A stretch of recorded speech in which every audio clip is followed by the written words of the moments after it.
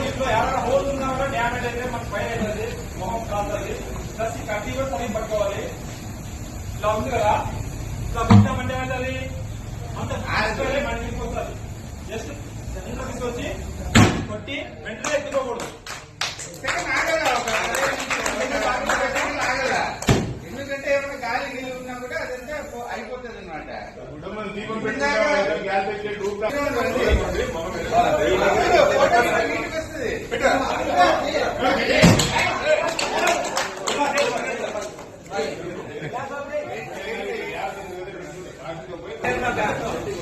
అర్థం బట్టి